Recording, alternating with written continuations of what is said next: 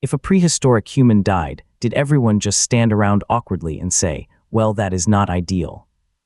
No coffin, no cemetery, no funeral home, no tiny sandwiches afterward, just a cave, a campfire, a very quiet body. And a group of people suddenly facing the weirdest problem in human life. Someone who was laughing yesterday is now not moving today. And here is the surprising part. Archaeologists have found clues that humans were treating the dead in special ways tens of thousands of years ago. At Panga Yaseti in Kenya, researchers found the burial of a small child from around 78,000 years ago. The child had been placed in a pit, curled gently, as if the living had taken time with the body. That is not just oops. Someone fell into a hole. That looks like a goodbye. So what did prehistoric people actually do when someone died? First, they had a very practical problem. A dead body changes quickly. It smells. It attracts animals. It can frighten people in a small group of hunter-gatherers. You could not just pretend nothing happened and keep roasting your prehistoric dinner. Someone had to decide what to do. Move the body away, cover it with stones, leave it in a cave, bury it in the ground, and because humans are humans. The decision probably became emotional very fast. Imagine a small group sitting around a fire. Everyone knows the person who died. Maybe he was the best tracker. Maybe she knew where the sweet berries grew. Maybe the child had just learned to walk and was already causing adorable chaos in a band of 20 or 30 people. Nobody was just some guy. Everyone mattered. That is why burial is so interesting. A burial is not only about the dead person. It is also about the living people who stayed behind. The oldest evidence is tricky because dirt is a terrible historian.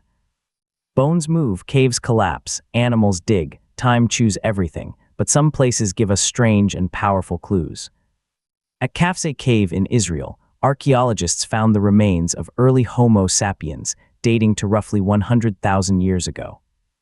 The site included red ochre, a natural pigment found near the bones. Ochre shows up again and again in ancient human behavior. Almost like the prehistoric version of saying, this matters. Was it decoration, ritual, symbol? We cannot be completely sure. But if you are using pigment near the dead, you are probably not treating the body like ordinary trash. And then there are the Neanderthals. For a long time, people imagined Neanderthals as hairy, grumpy cave neighbors who communicated mostly by hitting rocks and looking disappointed. That picture is badly outdated. At Shanidar Cave in Iraq, Neanderthal remains gave archaeologists a more complicated story. Some skeletons seem to have been placed in meaningful locations. One famous idea said a Neanderthal had been buried with flowers. Because pollen was found near the body, that sounds beautiful. A Neanderthal funeral bouquet, very touching. Very Instagrammable, zero filters needed, but science had to come in and ruin the easy story, as science often does at parties. Later research suggested the pollen may have come from nesting bees or other natural processes, so maybe there were flowers. Maybe not, but here is the important part, even if the flower story is debated. Shanidar still matters because the bodies suggest Neanderthals returned to certain places and may have handled the dead with care. That alone is huge, and Shanidar gives us another clue about emotion before death. One Neanderthal, known as Shanidar 1, survived serious injuries, including hearing loss and damage that would have made life very difficult. In a harsh Ice Age world, a vulnerable person probably needed help from others, so before we ask, did they care for the dead? We should notice something even deeper. They may have cared for the living when survival was inconvenient. That changes the whole picture. Prehistoric death was not just a body problem, it was a group problem. A memory problem, a love problem, and sometimes a status problem. Jump forward to Sungir in Russia. Around 34,000 years ago, there, archaeologists found astonishing burials with thousands of mammoth ivory beads. Fox teeth, armbands, spears, and red ochre. Now imagine making thousands of tiny beads without a hardware store.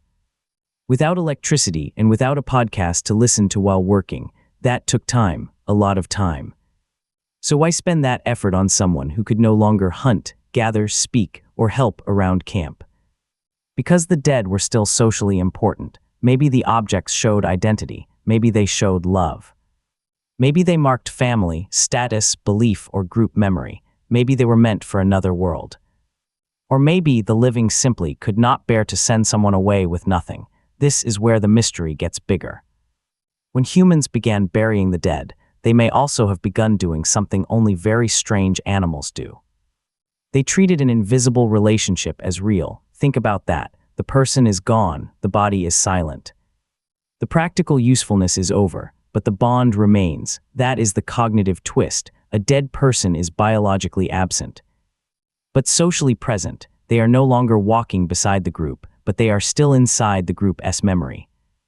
And that may be one of the deepest roots of human ritual, before temples, before scriptures, before polished tombs and marble statues. Maybe there was a simpler moment. A group stood over someone they loved and thought, we cannot just leave them like this. That thought may have changed human history, because once you believe a body deserves special treatment, you are already thinking symbolically. You are saying this person is more than meat and bones. This person had a story. This person belonged to us, and if someone belonged to us, maybe they still belong in some way. That idea is powerful. It can become mourning, it can become burial, it can become ancestor memory, it can become religion. It can become art. It may even explain why modern humans still do things that look strange from the outside. We bring flowers to graves, we keep old photographs, we save a jacket, a ring, a handwritten note. Or a silly little object that would mean nothing to anyone else. We talk to people who cannot answer. We say he would have loved this. We say she is still with us. A scientist can explain memory. A psychologist can explain grief. An archaeologist can explain burial pits and pigments and bones, but the human feeling underneath is ancient. Very ancient, prehistoric people probably did not all do the same thing. Some groups may have buried their dead. Some may have left bodies in caves, some may have covered them with stones, some may have used ochre.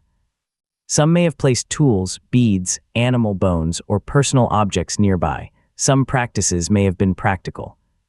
Some may have been emotional, some may have been spiritual. Most were probably a messy mixture of all three. Because humans are rarely simple. Even now, a funeral is practical, emotional, social, symbolic, and slightly confusing. There is paperwork, tears, flowers, awkward relatives, and someone trying to remember where they parked. Prehistoric humans did not have the paperwork, lucky them, but they did have the grief, and maybe that is the real answer. When someone died, prehistoric humans did not simply deal with a body, they dealt with a missing person. That is why the graves matter, that is why the ochre matters, that is why the beads matter. That is why even a small child's burial from 78,000 years ago can feel so strangely close to us. It tells us that long before modern civilization, humans were already asking a question we still cannot fully answer. What do you do with love when the person is gone? Maybe the first funeral was not grand, maybe there was no speech. No song, no priest, no carved stone. Maybe it was just a few frightened, grieving people digging into the earth with their hands. Trying to solve the impossible, trying to protect the body, trying to comfort the group, trying to say goodbye. And maybe, without knowing it, they were inventing one of the most human things humans have ever done. So if you lived in a prehistoric group and someone you loved died, what would you place beside them before saying goodbye?